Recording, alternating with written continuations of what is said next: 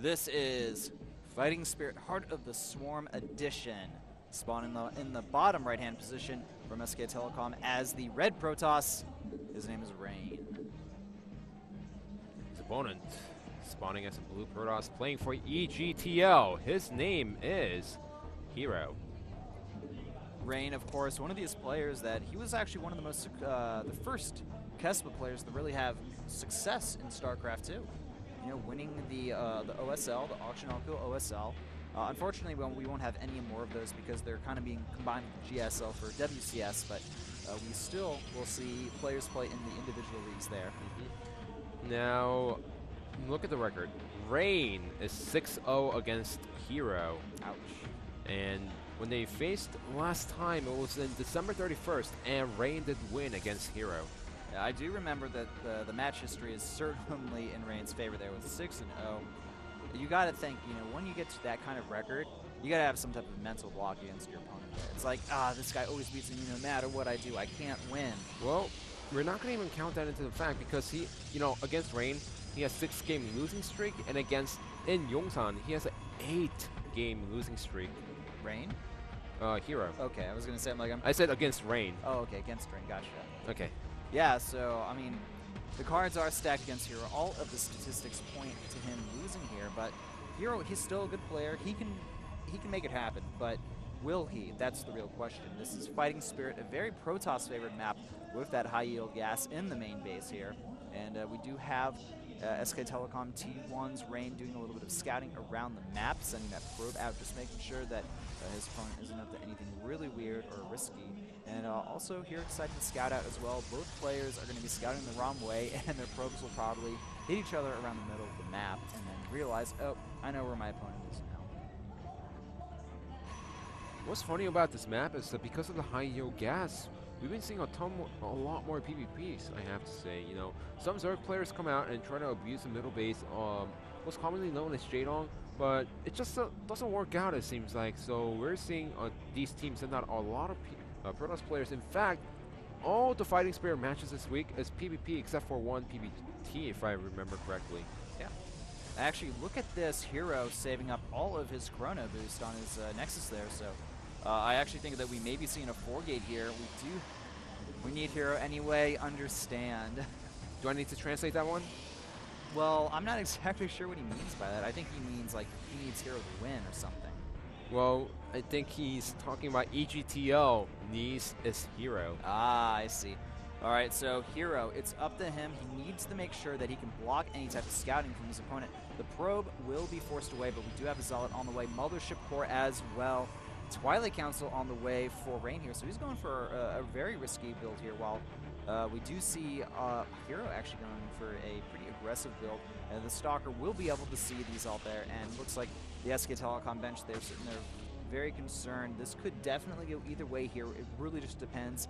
Can the build be masked long enough for it to do damage to Rain here? That's the real question. It also depends on can he save the Mothership Core, because now he has some idea that his opponent is going to be aggressive, but the Warp Gate is finishing pretty up soon.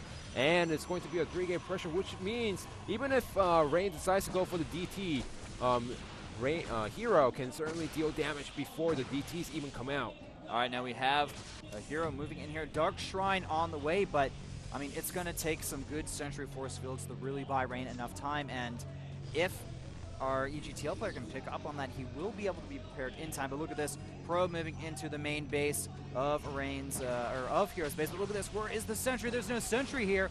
Mothership Core, it's trying to head there. Nice time warp from our Protoss player. Will they be able to kill off enough of these units here before they can do critical amount of damage? The Mothership Core, it's going to go down, as well as, and the Stalkers, actually no, the Mothership Core barely survives here.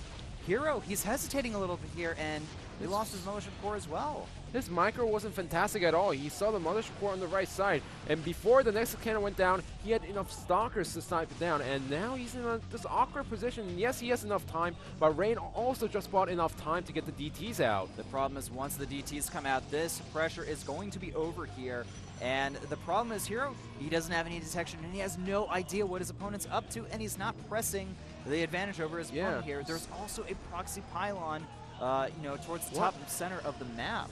What Rain actually needs to do is make a DT inside the main base and make a DT outside of his main base, one for the mineral line. So what Hero is going to do is going to go for the probes and try to get him as much as possible to put his opponent so far behind the economy. However, you know, he still doesn't have any detection. The Robo is just going up, but the DT is going to arrive inside the main base. All right, nice. Force field going down there, trapping a lot of those units. The Hero doing his best that he can to deal with those stalkers. Robo on the way from Hero here, but the problem is, will he be able to do enough critical damage to even out the damage that these DTs are inevitably going to do to Hero's economy here? Yeah, it seems like Hero's frustrated at the situation with the DT inside the main base, and even if, look at this, now Hero, he's in this awkward position, and all Rain really needs to do is snipe the Robo or even go for the pylon. The real question is, will he be able to snipe that Robo before it finishes up here? Hero also making another pylon just to make sure. The Observer with a Chrono should finish in time to save this. Now Rain,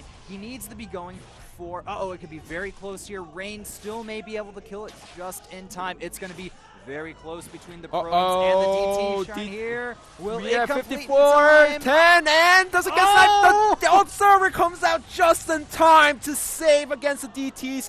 However, and if you look at the probe count, it's so similar between the two players, 15 to 12, and Rain just dealing extra damage with the DTs. However, for now, Hero can stay in the game. Hero will stabilize. He is a little bit behind on tech, and the probe advantage does go for Rain. He's warping in an Archon here as well.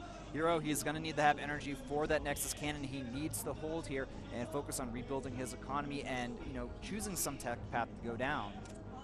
He's going to have to go for a Robo most definitely because of the DTs, and he needs to get more than one Observer out on the field. Right, Hero's going to see this, and he's going to be forced to make a Nexus Cannon here. So he does have enough energy. The Nexus Cannon does go down here, and the real question is, will this attack be able to do so much damage that he can just start focusing down probes? That's the real issue here. The Archon does go down, but the worker count hugely in the favor of Rain. He also snipes the Mothership Core as well, but look at this. Hero making a warp in with some Zealots into Rain's main base. This could be the crucial turnaround of the knees, but look at that. Nice SimCity from Rain here. He's going to be able to hold off this aggression.